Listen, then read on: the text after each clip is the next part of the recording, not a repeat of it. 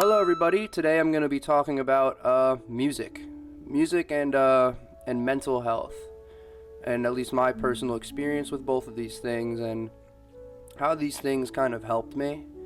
Not really the mental health aspect, but how music helped me mentally. um, Music was a big part of my life. It still is a big part of my life. If you could see back there, I have a record player and I have a whole bunch of vinyls that I've been collecting. Um, I started like really getting into music like I would say like 7 years like 7 8 years ago when I was like because I'm only 22, so 7 8 years ago was 8 years ago I was in middle school, so it's kind of crazy to think about. But when I was younger, I didn't really like I liked music. I listened to a lot of music, but it didn't really connect with me at a point that it does now. And it kind of started in early high school when I was in ninth grade, and there was a part of me that always wanted to do music, and there was another part of me that was just struggling hard, like mentally.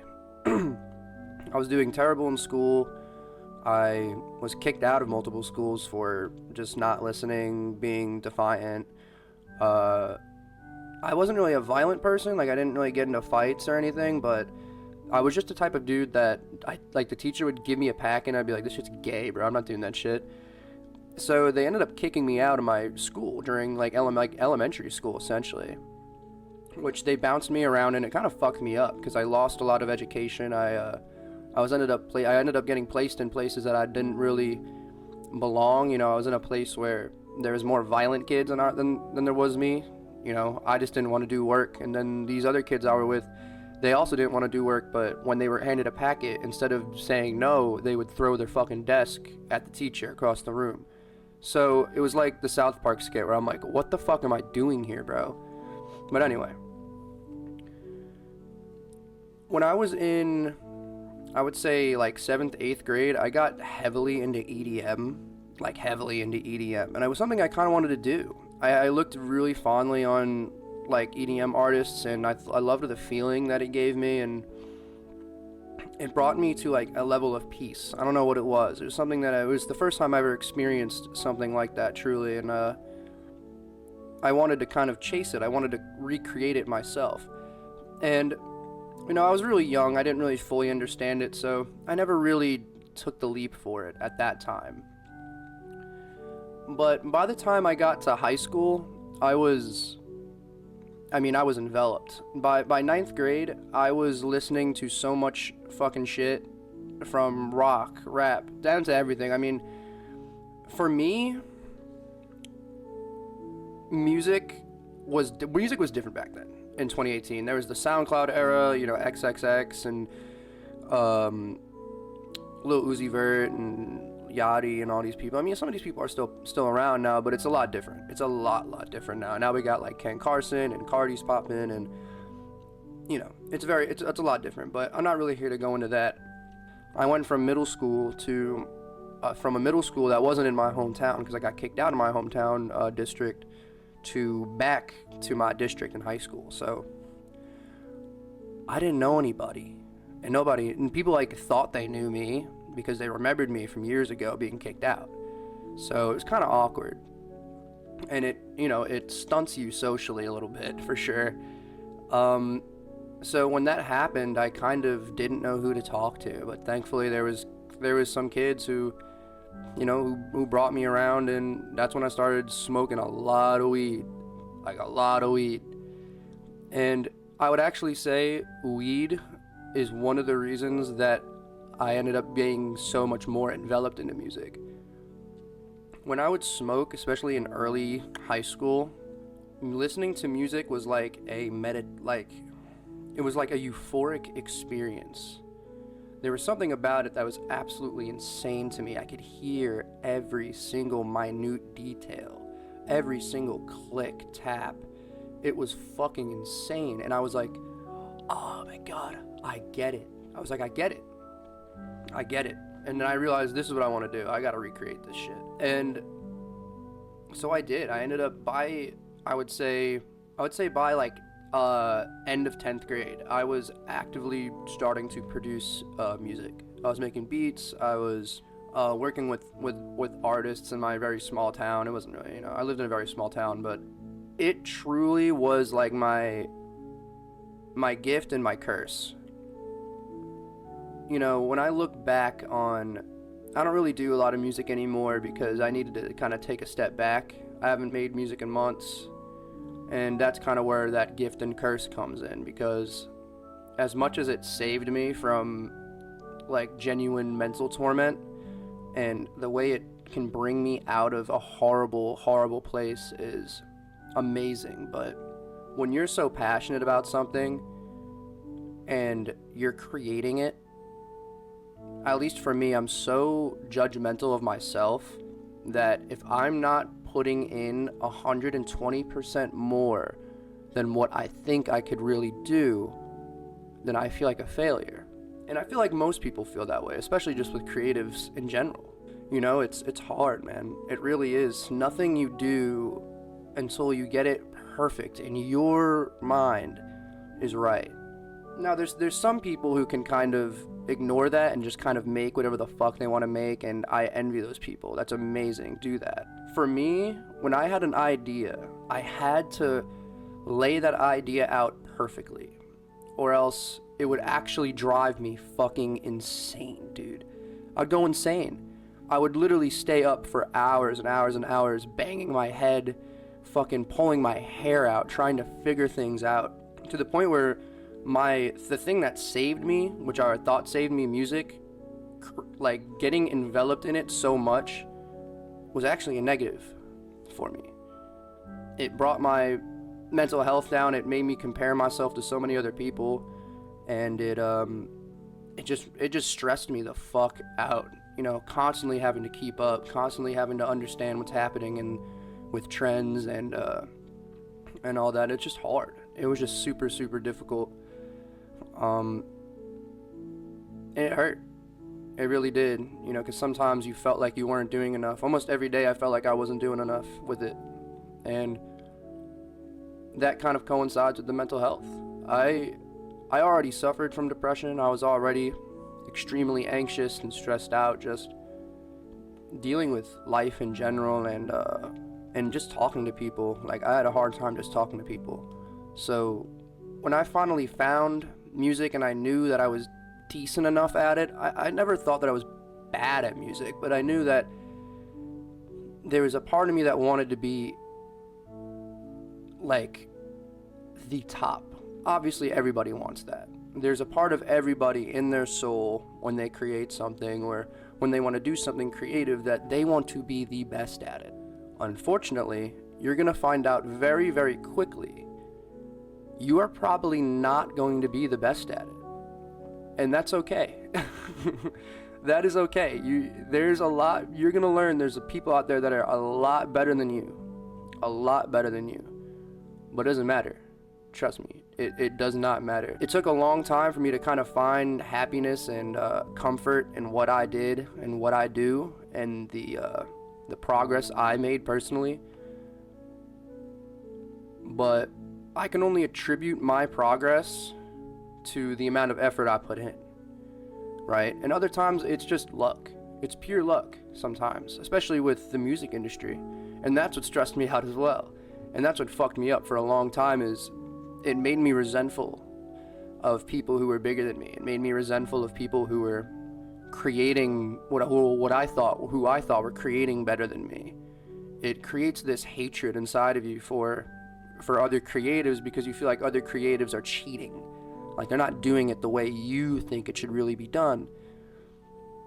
It's kind of a screwed up way to think about it, but unfortunately it's the mindset you find yourself trapped in when you become so envious. And not even envious, so what's the right word? Obsessed. You become obsessed. And when you become obsessed, and when you're also depressed, those two things are absolutely horrible. You will find yourself in a pit, a type of pit of despair that I can't really describe, but if you felt it, you know exactly what I'm talking about. It's something that that destroys your self-esteem. It destroys your drive. It makes you want to throw everything you've ever built away. Now I may be over-exaggerating, and some people could make fun of me for it, but that's just how crazy I was in my head. If I wasn't able to be the best at it, I didn't want to do it. That's just kind of how my mindset was at that time. But now, I don't care. I reached this weird point, I would say a year ago, where all the stress over years, all the trying to get people to be impressed by me, trying to get people to, use my music, use my beats, this, that, the third, trying to get people to, trying to pop off and, trying to do numbers and, trying to be the biggest, the best, all the stress of that and trying to one-up everybody, one-up myself every day, every time, I realized that the stress almost wasn't worth it for me. I just didn't care. I didn't care. It got to a point of where I despised music to a degree. Not all music, but I despised the music I was making. Rap was because most of the shit I did was rap and hip-hop. So that industry is so toxic and so volatile. Especially the part of it that I was in. I live in South Florida, so I'm in I'm in JIT territory, so I'm in a very hardcore place when it comes to music, and it discourages you a lot. It really does, because you deal with people who are just low IQ, completely lost in their own life. They think they're going to be popping, but they're not. And I think that's another thing that discouraged me was you see so many people, and it's the oversaturation. It's such an oversaturated industry because anybody who's anybody can pick up a fucking FL and start laying down fucking hi-hats. It's fucked. It really is, because it makes people who are genuinely talented become drowned out. And that's unfortunately what's happened to music when it comes to, if you look at what's happening with trap, it's just horrible. I think music right now is at a point of complete loss. I think Cardi is the only person really kind of innovating right now, and in the rap world at least. That and Mexico Dro is fucking fire. Yeah, shout out Mexico Dro is fucking hard. But besides that, it killed me, man. It just, the egos, the fights, the trying to be the best, it brought me down to a point of I didn't want to do it anymore. So I stopped, and I haven't done it. And I got to admit, I feel fucking great about it. Now, this isn't me telling people to stop their dreams or anything, but it is me saying that sometimes you need to take a step back and kind of look from the outside for a while and see what's really happening, see if this is really something you want to be a part of, and if it is, you have to be prepared to lock the fuck in. And for me, I realized that I love music, but I don't want it to be a detriment to my health, my mental health. I didn't want it to stress me out, so I got a vinyl player, a record player, and now I just listen to vinyls. That's the only aspect of music that I really think of now is I go out, I look at vinyls, I collect them, I buy them, and I listen to them on here. That's all I do. And it is mentally a lot more soothing to me, and it helps me a lot more than making music, I'll tell you that. And I have a lot of friends that still make music, and I support them. I love them 100%, and I hope they become amazing artists. I really do. But I always try to warn people that it's an industry that is very, very toxic. It is a very toxic industry, and you have to be prepared to, if you're not toxic yourself, if you don't have the ability to be if you don't have the ability to be a piece of shit, if you don't have the ability to be an asshole, you're not going to get very far. And I think even my friends who work on music, they're not assholes, right? And that's why I think, in a way, none of them even want to be a part of the mainstream industry. They just want to make music for their own personal love of making music. And if something happens with it, something happens with it, right? And that's kind of how I think everybody should look at creative shit. Especially if it's a detriment to your mental health, man. Because I've seen so many people who who crash the fuck out. Who crash out. I mean, I was crashing out over things that when I think about it now are so stupid, like not being able to pitch something right, or not being able to fucking make this thing sound perfect like it does on this fucking album that was mixed and mastered by 7 fucking people 5 different times and run through multi-million-dollar studios. You start to lose your fucking mind, bro. And it's fucked. It really is fucked. In a way, as much as I'm ranting and kind of complaining a little bit, I know, I understand. It did, like I said in the beginning, it saved me.